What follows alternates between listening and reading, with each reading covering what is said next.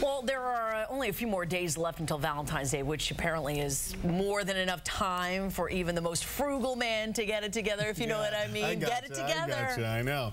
Well, just ask our resident MacGyver, Andrew Ramos.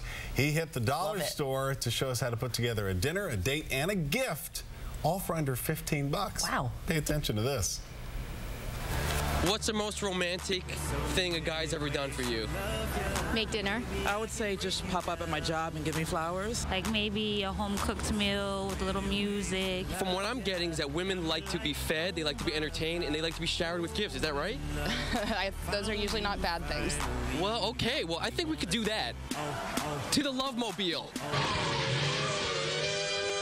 First things first, we're gonna do some shopping, and what better place to start out but your neighborhood 99-cent store. Here we're gonna buy the ingredients for what we're gonna be cooking, and we're gonna give you some slick gift ideas. All right, so we're in the construction area right now, and I'm getting a few good ideas. Oversized folder, I'm thinking storybook, love story. Grab a few photos and write out the story of your romance like an old school fairy tale. It's thoughtful, sweet, and cheap. Coupon books, yeah, they have been done a million times, but I mean, come on, with options like shut your mouth and leave me alone, everyone wins. They have a very cool, nice variety of frames here at the 99-cent store, and I'm thinking maybe an original piece of poetry that you could write up and maybe frame in one of these snazzy frames, apparently endorsed by Carrie Underwood. So now that we've figured out our gifts, the question is, what is there to do? To help us out with that is John Shannon, senior editor at Time Out New York. Well, if you're the outdoorsy type, or you want an excuse to cuddle together, go see a free outdoor screening of the romantic comedy The Cutting Edge. That's at Bryant Park Skating Rink, and if you can bring your own skates, you skate for free. If you're a dancer, go to the Hector Del Curto Tango Orchestra. They're doing a show and a dance lesson beforehand at the Arts World Financial Center. If you want something romantic but not very cheesy, go to Hellgate Social. There's a show by Laura Lerner. She's going to do covers and acoustic ballads. The best part of this is that they're all free. Yes, ma'am.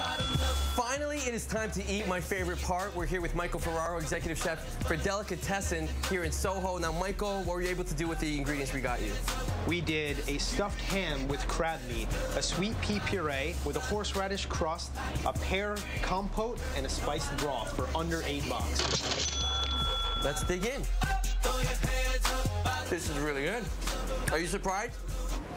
No. I think we learned a lot here today. Whoever said you had to empty out your wallet to be romantic on Valentine's Day was a fool. You know who you are. Cheers. I love this. It's fantastic. I love all of his segments, and you know what? He got back to that love story. He wrote us a little love story. Oh, you're gonna tell me I'd like to share a little ditty with you. I'd like, tell me a story, Sukanya. Okay, ready?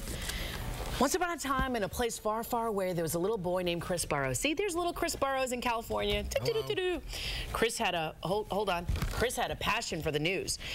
That's him right there. And that's me. In a magical island called Staten Island, there grew up a little girl named Sukanya Krishnan. Oh, I want to read more She about looked at the TV and she said, Daddy, one day I want to be on TV and report the news. Oh, I love Several years later, thousands of dollars in college tuition and student loans, Chris and Sukanya met each other in a magical place called PIX 11 Morning News. It's a special island that we share together. Here's our little island. It's a very little island. And look, the two live happily ever after.